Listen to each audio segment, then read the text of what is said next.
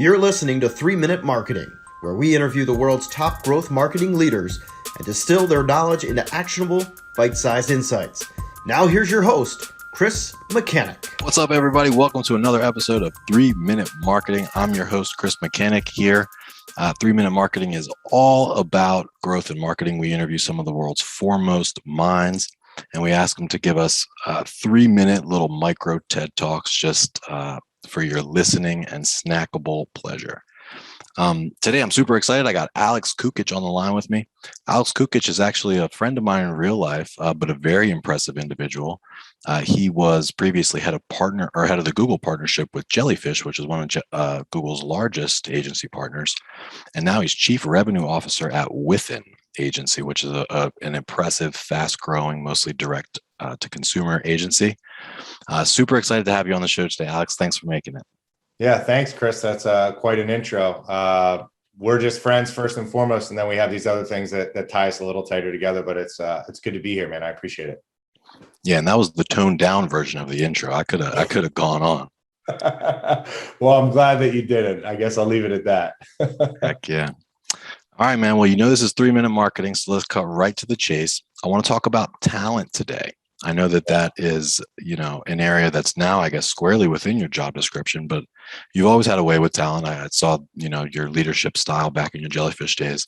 But with the pandemic, with the Great Resignation, tell us a little bit about what you're seeing in the talent market and how you guys are responding to it.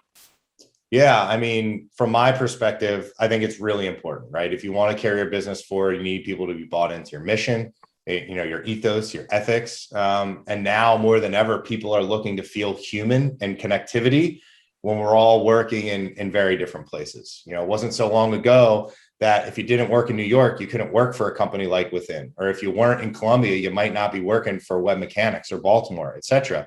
And so not only has, remote working taken over, but what's that impact like, and what does that have from a further reaching perspective on cultivating not only that culture and that sense of community, but also just getting work done and holding people accountable, et cetera. So, 2 years ago, people mostly wanted to know what kind of benefits you had, what kind of salary they would have, what their career progression would look like, and what the title was. Quite often I'm asked today what we do within our community, what we're doing for diversity and inclusion. How do we support people that go through things from a mental health capacity? So not only do you really need to understand what people want individually, you need to have an offering that aligns with some of these things that have now risen in importance that previously weren't even on the radar. Again, that's, diversity and inclusion, mental health, flexibility in work, support, and, now some crazy benefits that I think you and I might not have ever thought we would get coming out of college, like unlimited vacation, right? And PTO, right? And just kind of going off for, a couple of weeks at a time to get back into a good headspace. So for me, the 4 things that I really think are important. Number 1, find out where these folks have been and where they want to go. Are they in alignment with what you're trying to build as a leader of a business, as a leader of a department, or as somebody who's building a team that doesn't exist yet? Are they taking a job for money or the opportunity? Always look for the people that want, that opportunity.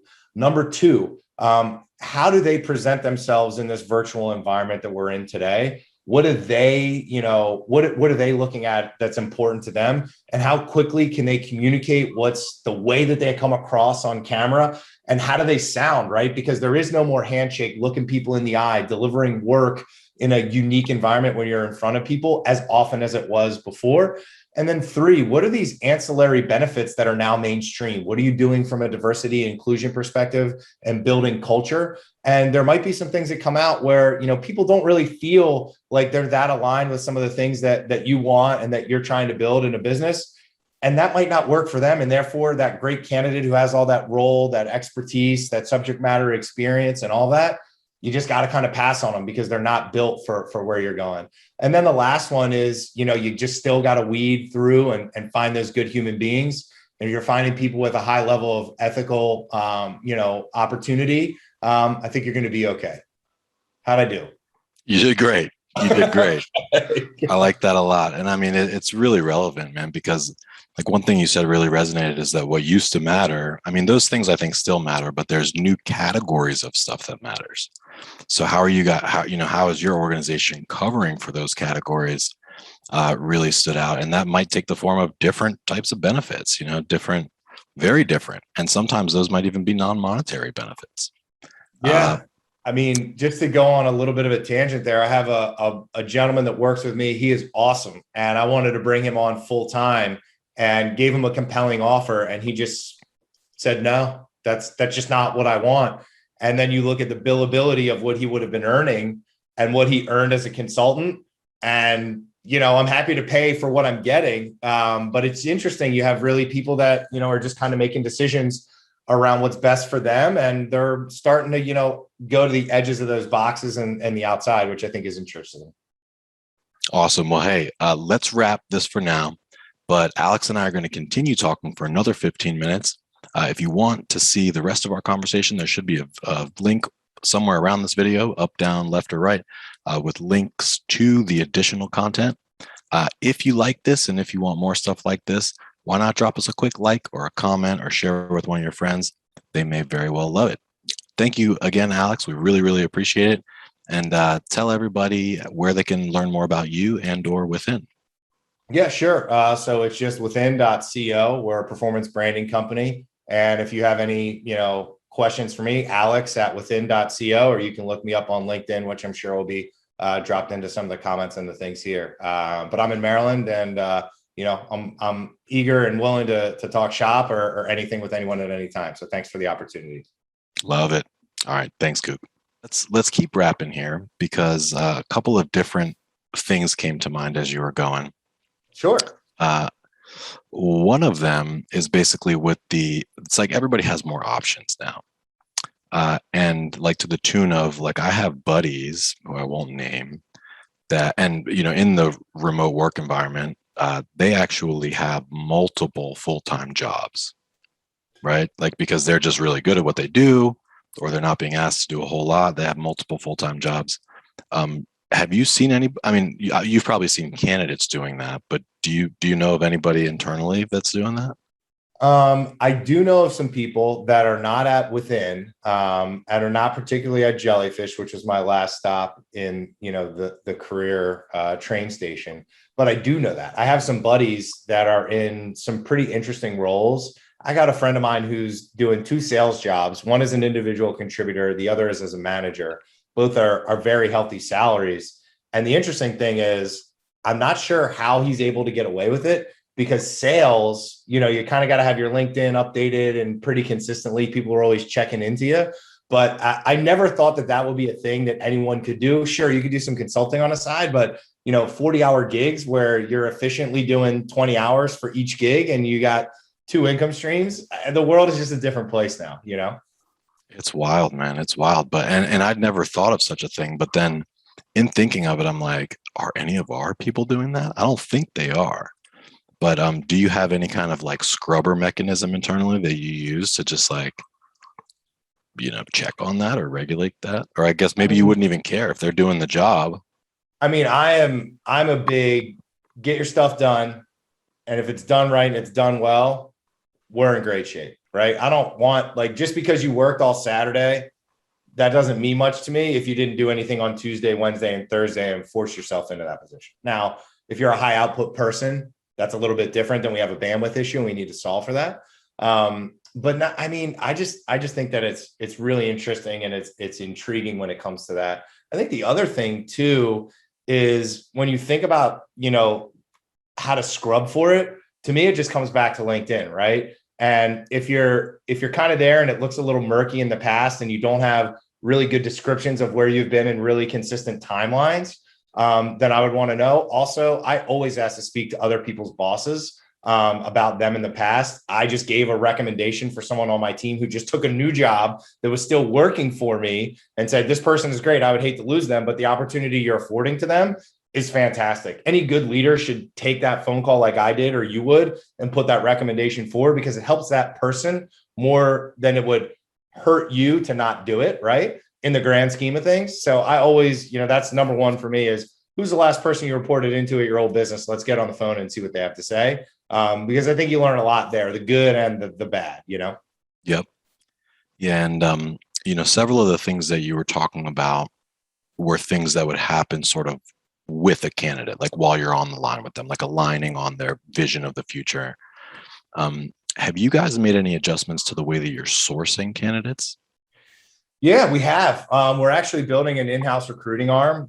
We've revamped our human resources department across the board. So some really, really smart women and men in that group that are coming from all different backgrounds. Individual recruiter who's coming in and bringing other people to work and pay them like external third-party recruiters inside of our walls. We're also figuring out how we can do recruiting services for our clients. And then we're re-architecting what we're doing from a human resources perspective, around how we bring and onboard people into the business as well. So there are some changes there. I think the number one thing is that in-house recruiting aspect is huge. If you hire $1 million worth of staff, and if you're hiring, 5 to 10 people that are in mid-level roles, it's not hard to get $1 million. Why are you going to give, $200,000 in commission away? 20% of what that rake is to somebody else? Why not give that to somebody in your organization for landing you candidates that are just that good? And that's something that's unique that I've seen traditionally. And no knock to all the internal recruiters out there, but the external recruiters are compensated more highly and they're more motivated, and you usually get better candidates out of it. So why not bring that model inside? I think there's a lot to be said for that. We'll see how it plays out. Yeah, absolutely. And I have a prediction to put forth, Hit me. and maybe I shouldn't give this one away because it just seems so obvious, but I bet you'll start seeing more hybrid agency staffing firms. I completely agree. And I think there's a couple of reasons for that. I think number one, you have a lot of folks that have worked in that traditional agency environment, but grew up in a digital space, right? So, you got your folks that are a little bit more senior. Maybe they started their careers in the early 2000s, and they were sitting atop of these digital orgs, but they weren't digital natives. Now you have people that are in leadership roles in their, late 20s, early to mid 30s that grew up as digital natives. And they're going to see an opportunity for them to grab 3 or 4 of their buddies or close counterparts and just, be mercenaries for hire when people have bandwidth issues and just need to plug in, things here or there. I think that's absolutely it. I think you also see a lot more of the outsourcing and staffing from overseas. This started a long time ago in India with telecom, and now it's, growing in Costa Rica for ad ops and creative work. It's also huge in the Philippines. And it's interesting because, when you were working with folks that were overseas, they were always trying to get somewhere else. Now, with the way that the world works, you can build yourself a really great life in perpetuity in a place like Costa Rica or in the Philippines, et cetera. So some of these ecosystems are not with an eye on getting to America or getting to Europe or getting to a more central location of APAC. It's nope, I want to live on the beach in Costa Rica and run ad ops and have a great time, which I think is fascinating, is something that's definitely new. Yep.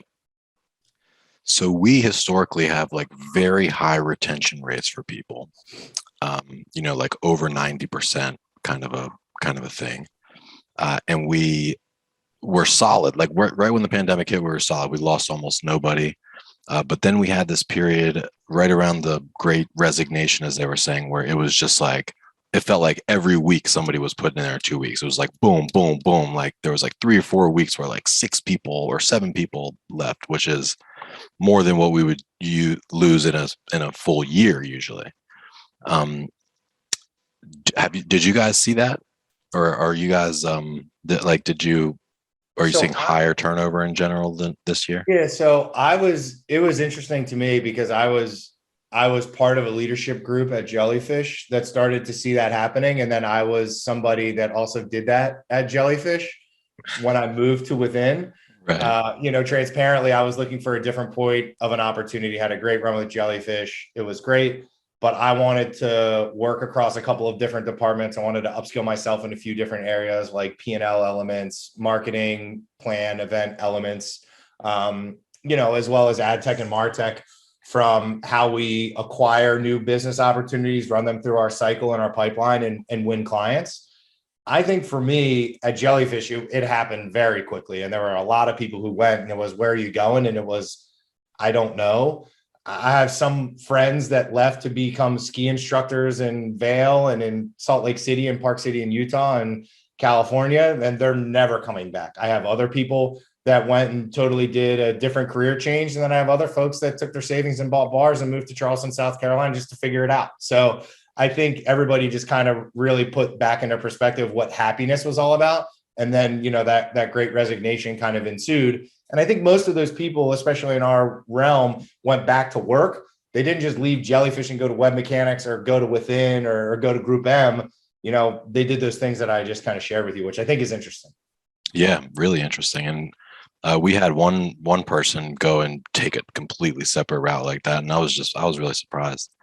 But you bring up an interesting concept on the mercenary for hire thing. Sure.